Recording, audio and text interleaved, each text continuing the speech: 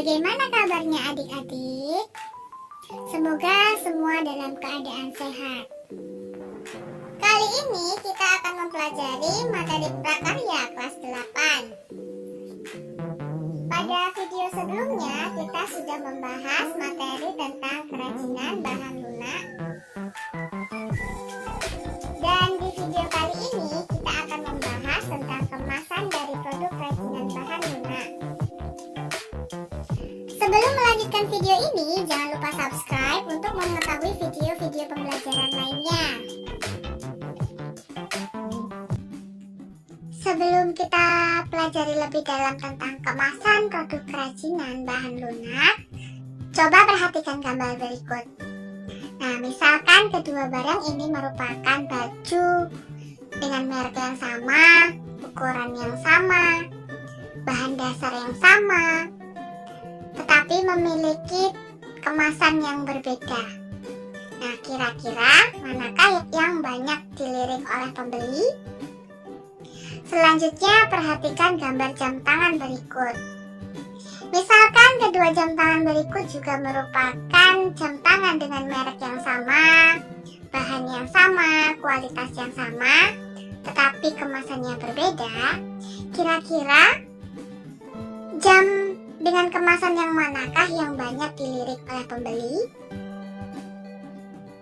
Nah, di materi kali ini yang akan kita bahas yaitu tentang pengertian kemasan, tujuan pengemasan, dan manfaat kemasan.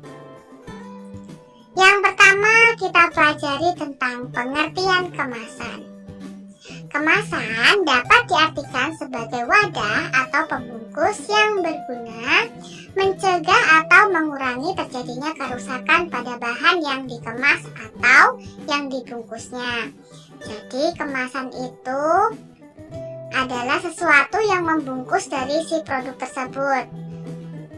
Kemudian yang selanjutnya adalah tujuan dari pengemasan. Tujuan pengemasan itu ada dua. Yang pertama, kemasan harus memenuhi syarat keamanan dan kemanfaatan. Jadi di sini kemasan harus memiliki manfaat dan dapat menjaga produk tersebut agar tidak mudah rusak. Contohnya di sini ada guci yang dari keramik. Nah, sifat dari bahan dasar keramik ini adalah mudah pecah jika terkena guncangan dan tekanan. Nah, maka dari itu kemasan yang dibutuhkan adalah kemasan yang memiliki tekstur yang kuat. Yang kedua itu adalah kemasan melindungi produk kerajinan dalam perjalanan dari produsen ke konsumen. Jadi kemasan itu harus bisa melindungi produk kerajinan itu saat dalam perjalanan menuju konsumennya. Kemudian kita bahas tentang manfaat pengemasan. Nah, di sini manfaat pengemasan yang pertama adalah produk-produk yang dikemas biasanya lebih bersih, menarik, dan tahan terhadap kerusakan disebabkan oleh cuaca. Nah, ini tadi kemasan itu bisa dijadikan sebagai pembungkus agar produk kerajinan tersebut tidak mudah terkena oleh debu, kemudian cahaya matahari yang membuat produk kerajinan tersebut menjadi pias dan berdebu.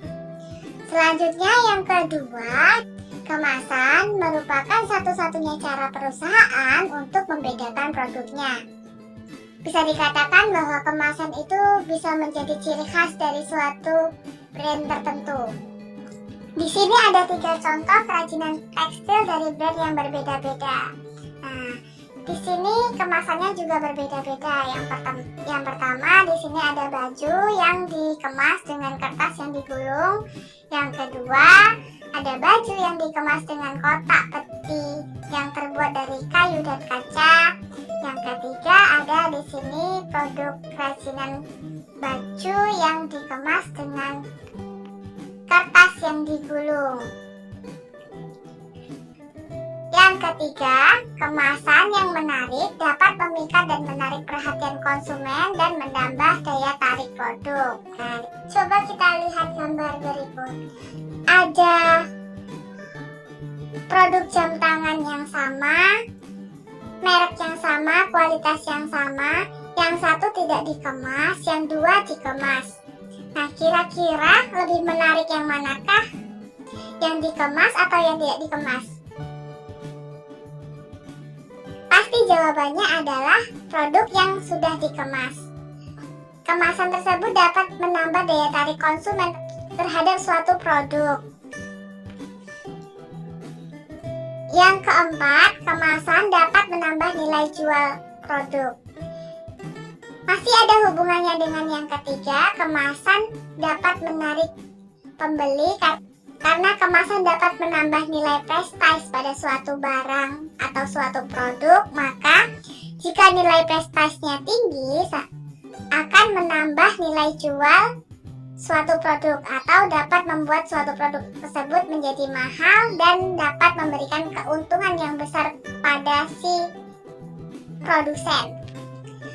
Selanjutnya kita bahas jenis-jenis kemasan.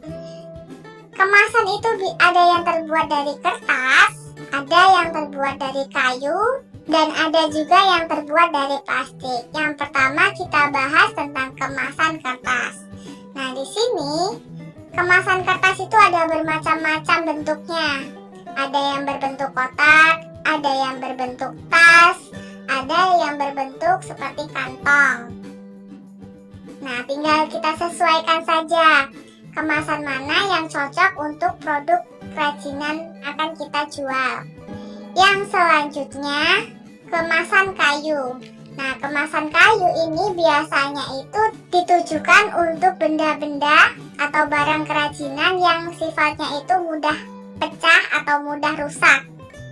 Selain memberikan kesan yang lebih menarik, kerajinan kayu ini juga bisa digunakan sebagai salah satu hal untuk mengurangi kerusakan pada benda. Yang ketiga adalah kemasan plastik. Nah, kalau kemasan plastik ini biasanya itu digunakan untuk produk-produk kerajinan yang sifatnya itu dipajang. Plastik yang digunakan sebagai pembungkus produk kerajinan ini biasanya memiliki sifat yang elastis, kaku, dan transparan agar si produk kerajinan tersebut dapat terlihat langsung oleh si konsumen. Nah, itu tadi jabaran materi dari kemasan produk kerajinan dari bahan lunak.